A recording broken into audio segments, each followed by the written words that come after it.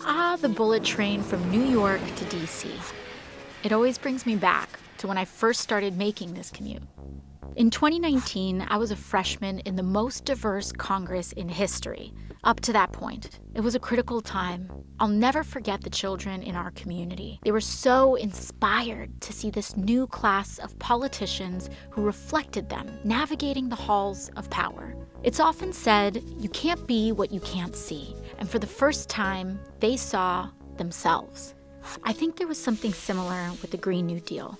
We knew that we needed to save the planet and that we had all the technology to do it, but people were scared. They said it was too big, too fast, not practical. I think that's because they just couldn't picture it yet.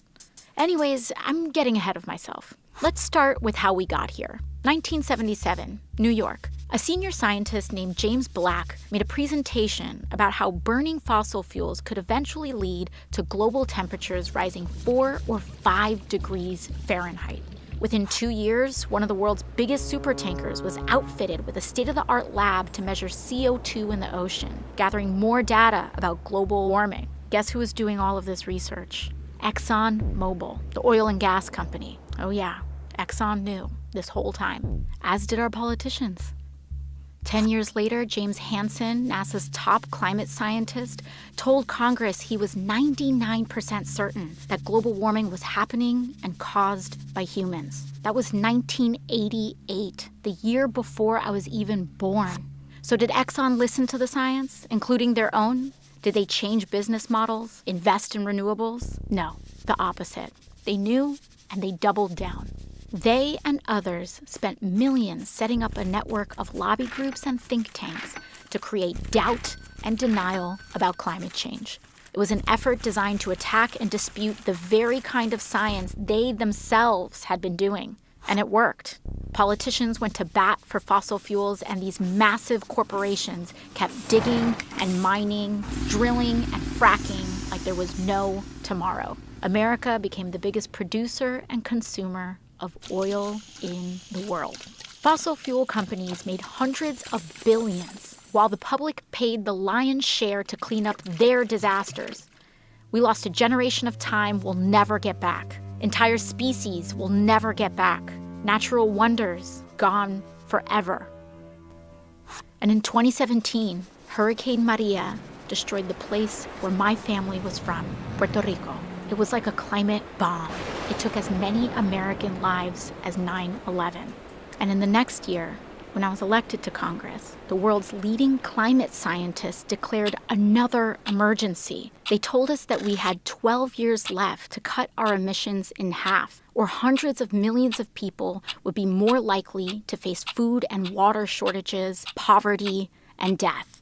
12 years to change everything. How we got around, how we fed ourselves, how we made our stuff, how we lived and worked, everything. The only way to do it was to transform our economy, which we already knew was broken, since the vast majority of wealth was going to just a small handful of people, and most folks were falling further and further behind. It was a true turning point. Lots of people gave up. They said we were doomed.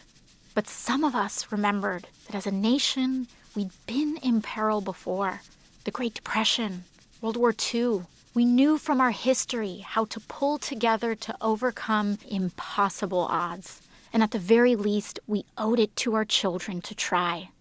The wave began when Democrats took back the House in 2018, and then the Senate and the White House in 2020, and launched the decade of the Green New Deal, a flurry of legislation that kicked off our social and ecological transformation to save the planet.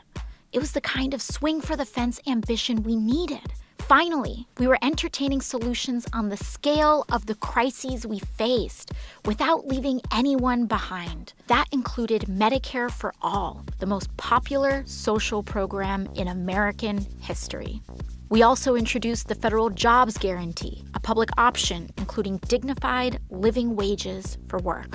Funnily enough, the biggest problem in those early years was a labor shortage. We were building a national smart grid, retrofitting every building in America, putting trains like this one all across the country. We needed more workers. That group of kids from my neighborhood were right in the middle of it all, especially this one girl, Ileana.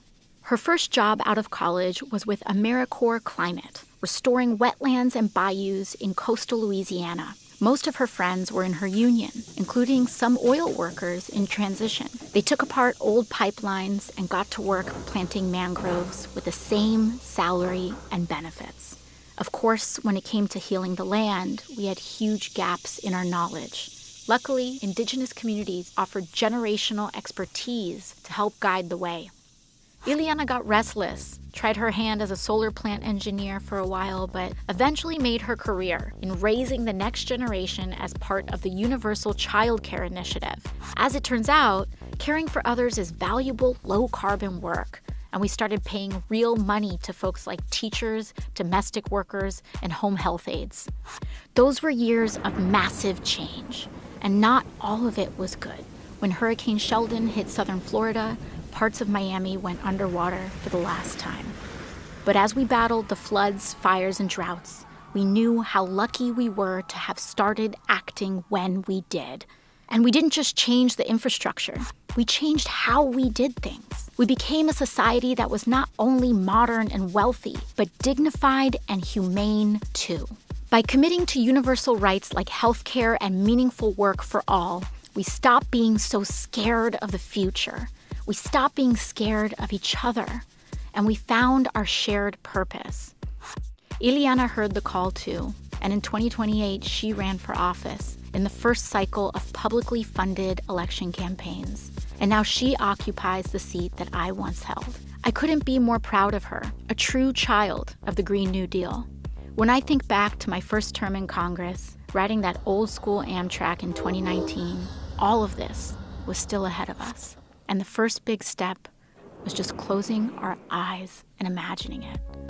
We can be whatever we have the courage to see.